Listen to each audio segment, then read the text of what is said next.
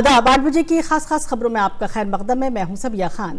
مرکزی وزارت داخلہ کے ذرائع نے کہا کہ NPR اپڈیٹ کرنے کے دوران Aadhaar number, mobile number, driving licence اور ووٹر ID کارڈ کے بارے میں جانکاری مانگی جا سکتی ہے، حالانکہ اس کے لیے دستاویز نہیں مانگے جائیں گے۔ NPR کو اپڈیٹ کرتے وقت نہ تو کسی طرح کے دستاویز مانگے جائیں گے اور نہ ہی کوئی بائیو میٹرک ڈیٹا لیا جائے گا۔ ذرائع کے مطابق NPR کو صرف اپڈیٹ کیا جا رہا ہے، جس میں پہلے سے ہی 119 کروڑ لوگوں کا ڈیٹا بیس ہے۔ NPR کو اپڈیٹ کرنے کی کارروائی مکانوں کی فہرست سازی کے ساتھ ہی 1 اپریل 2020 سے 30 ستمبر 2020 کے درمیان پوری کی جائے گی۔ وزارت داخلہ کے ذرائع کے مطابق رجسٹر اپڈیٹ کرنے سے متعلق پچھلے سال ہی نوٹیفیکیشن جاری کر دیا گیا تھا، جسے تمام ریاستوں اور مرکز کے زیر انتظام لوگوں نے دوبارہ نوٹیفائی کیا ہے۔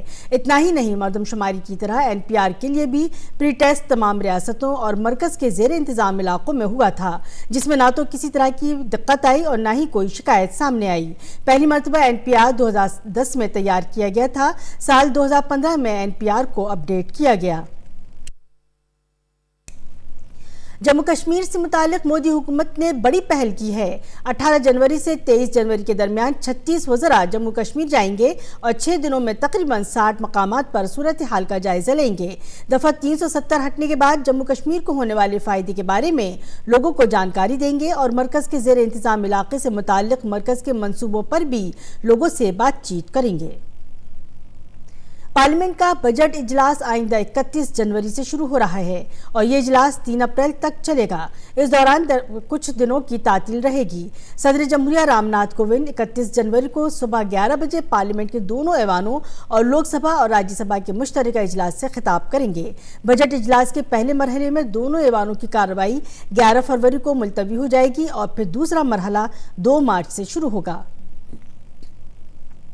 دلی میں منعقد باوقار رائے سینا ڈائیلاگ میں عالمی چیلنجوں اور بھارت کے رول کو لے کر بات چیت ہو رہی ہے۔ اس اجلاس کا آج آخری دن ہے۔ اجلاس کے دوسرے دن کل وزیر خارجہ ایس جے شنکر نے رائے سینا ڈائیلاگ میں کہا کہ ہم دہشت گردی سے سختی سے نمٹ رہے ہیں، اب ہم بچنے والے نہیں ہیں بلکہ فیصلہ لینے والے بنیں گے۔ وزیر خارجہ ایس جے شنکر نے کہا کہ ایک وقت تھا جب ہم کام کے مقابلے باتیں زیادہ کیا کرتے تھے، لیکن اب تبدیلی آ رہی ہے۔ وزیر خارجہ نے بھارت چین روابط پر کہا کہ دونوں ممالک کے لیے روابط میں توازن اہم ہے، ہمیں ایک دوسرے کے ساتھ چلنا ہوگا۔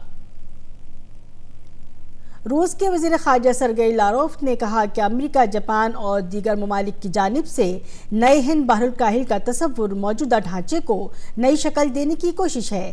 ہند بحر الکاہل کے تصور پر انہوں نے کہا کہ کسی کو بھی روکنے کی کوشش نہیں ہونی چاہیے۔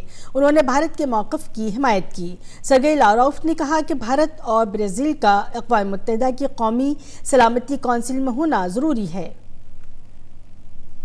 رائے سینا ڈائیلاگ 2020 میں ایران کے وزیر خارجہ جواد ظریف نے کہا کہ مشرق وسطی میں امریکی فوج کے خلاف ایران کی طرف سے اب مزید حملے نہیں ہوں گے اور یہ کہ ایران نے جو بھی کیا وہ اپنے دفاع میں کیا ہے۔ روس کے وزیر خارجہ سرگئی لاروف نے وزیر اعظم نریندر مودی سے نئی دہلی میں ملاقات کی۔ وزیر اعظم کے ساتھ انہوں نے 2 طرفہ امور پر بات چیت کی۔ رائے سینا ڈائیلاگ سے علیحدہ 12 ملکوں کے وزرائے خارجہ کے ساتھ ہی کامن ویلتھ اور SCO کے لیڈروں نے وزیر اعظم نریندر مودی سے اجتماعی ملاقات کی۔ اس دوران مختلف امور پر بات چیت ہوئی۔ بری فوج کے دن کے موقع پر وزیر اعظم نریندر مودی کل نئی دلی کے آرمی ہاؤس میں منعقد پروگرام میں شامل ہوئے۔ اس موقع پر صدر جمہوریہ رام ناتھ کووند، وزیر دفاع Rajnath Singh, chief of defence staff general Bipin Rawat اور فوجی سربراہ جنرل منوج مکند نرونے موجود تھے۔ وزیر اعظم نے یہاں ایک نمائش کا بھی معائنہ کیا۔ روس کے وزیر اعظم دمتری میدویدیو نے اپنے عہدے سے مستعفی ہو گئے ہیں، جس کے نتیجے میں حکومت پھر سے تشکیل دی جائے گی۔ وہیں صدر ولادیمیر پوتن نے پارلیمنٹ کو روس کے وزیر اعظم اور دیگر اہم عہدوں پر انتخاب کا اختیار دینے کی تجویز پیش کی ہے، جو روس کے آئین میں بڑی تبدیلی ہے۔ وہیں صدر پوتن کے اس بیان کو 2024 میں ان کی مدت کار ختم ہونے کے بعد ان کے منصوبوں کے بارے میں کئی طرح کی قیاس آرائیاں کی جا رہی ہیں۔ خبروں میں اتنا ہی، اجازت دیجیے، آداب۔